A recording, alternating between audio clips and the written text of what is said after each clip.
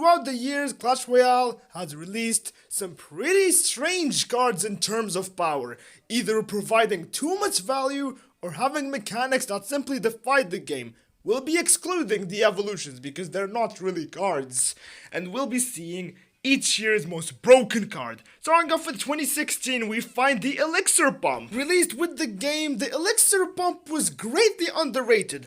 Many people really didn't value it or know its hidden power, until the devs gave it attention by fixing a glitch that made it produce 6 elixir instead of 7. Suddenly its use went from 6% to 27% in the span of a month, because people were realizing this 5 elixir building provided a little too much value, especially in terms of HP. And right after the game went global in March, this building reached a horrifying 59% use rate. Luckily, the devs were quickly alarmed, so they decreased its hit points by 20% and then by 9% just 2 weeks later. About a month and a half later, they decided that the production rate would be affected by Freeze, Zap, and Rage and Ice Wizard slowing. And that change barely affected the rising building because it still provided a lot of value for 5 elixir. But then the Elixir Pump decided to go higher just when the miner got nerfed. And this minor nerf came along, the guards being meta just to defend the Elixir Pump from it. So the Elixir Pump went to reach 87% use rate. And finally, a month later, the devs decided to step in, so they increased its elixir cost to 6 and lifetime increased by 10 seconds, which made it produce up to 8 elixir. And then 10 days later, they decided to decrease the production rate interval, but decrease the lifetime by 10 seconds again, initially reverting the lifetime buff. And this one hit really hard because it reached a 9% use rate. Yes, 2 minutes just for one card. The 2017 Night Witch was a literal nightmare. Released in a draft challenge for early access, players really didn't understand why she was legendary because a witch that spawned bats and spawned the death bats and calls for elixir. But suddenly people started to notice that there was something wrong with this new card. It just spawned way too many bats. I mean, it just created this whole Night Witch Golem beatdown archetype, which there was never any beatdown back in the day, and she spawned 4 bats upon death. And she was the first card in Clash Royale to make clone viable and the first ground troop to counter Balloon. And she countered P.E.K.K.A at only 4 elixir. And this weird looking deck got popular back then.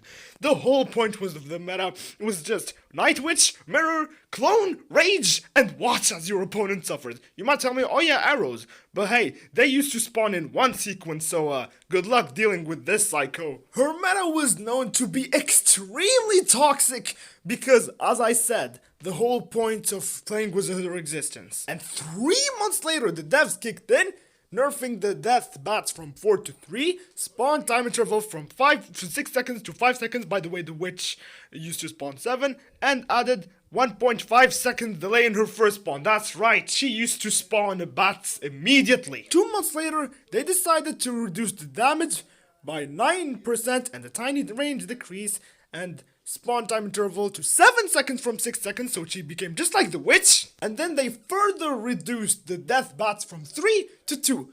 All of a sudden, this menacing sister calmed down. The meta finally became better. Everything was sunshine and rainbows, but man, was she a nightmare to deal with.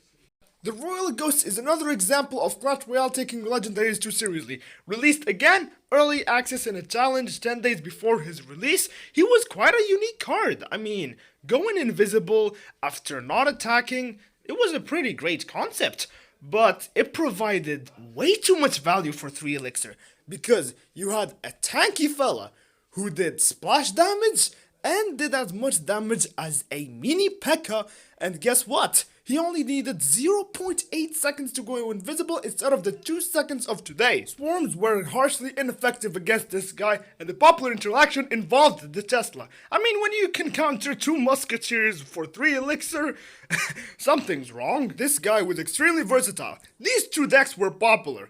And about a month later, Clash Royale decided to push some very long nerfs. First of all, decreasing the damage by 6%, attack time interval by like 0.1 seconds, first attack time interval again 0.1 seconds, but they increased the time required for turning into bull from 0.7 to 1.2, and increased his sight range by 0.5 tiles, and increasing the sight range is pretty much a nerf. The guy quickly calmed down, and now he's a staple in bridge spam decks because he's great in terms of mobility and does nice sneaky damage and sometimes manages to get to the tower.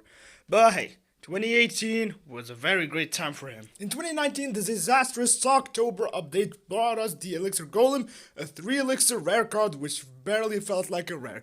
Meant to be a high risk, high reward card, the Elixir Golem's total hit points were that of a golem, and the thing is, when he completely died, he would give 1 elixir per blob for the opponent. However, on release, this thing felt like low risk, high reward because you would get elixir as an opponent at the very end, so that meant you had to kill all the blobs and go through all those annoying forms just to gain a bit of elixir. Some geniuses out there decided to pair him with the battle healer because she healed him, making it more difficult for the opponent to gain the elixir. And with the recently buffed October 2019 witch and the buffed night witch, these two sisters united with this crazy thing to create a very toxic meta, probably known as one of the worst seasons in Clash Royale history. Because you could just secure yourself a big push for only 3 elixir. I mean, why would you take an expensive tank when you could just go for this 3 elixir mini golem that... yeah, it was extremely stupid. Then, the devs finally decided to do something about this thing, so they decreased the hit points of all elixir golem forms by 10%, and then decided, you know what, let's make the hit speed of every single golem form the same, which hurts the little blobs because they hit faster. And then they decided, okay, now what? Decrease the hit points again by 6%. This was the nail of the coffin for this card that finally became high risk, high reward. Today it's regarded as no skill because most of the time, the pushes are successful. The Goblin Hut is known for being garbage, but in 2020, this thing was something else. Because when you can counter an entire Mega Knight on your own, there's something wrong. And one of the biggest problems with the Goblin Hut back in the day, that it was extremely beefy. And it spawned 3 Spear Goblins upon death. And it used to spawn just 1 Spear Goblin sequence instead of 3 of nowadays. It was the 5th best card at an impressive 32% use rate. And the fact that the Spear Goblins were just 1 sequence didn't make them more resistant to splash damage. I mean, when you see this Hog Rider right here struggling to take out this thing, there's something wrong. I mean, in general, this thing provided a lot of defensive value with these guys spamming in and out, and wow, wall breakers couldn't even take it out. And of course, Supercell, I mean, the devs immediately knew the problem, and took them quite a nice amount of time, because not only was this thing beefy, but it dealt nice chip damage, as you can see right here. So the devs stepped in and decided to give it one of the biggest HP nerfs in Clash Royale history. They decided, you know what, let's remove 35% of the Goblin Hut's HP. This thing was slammed to the ground, and up to today, it's still garbage.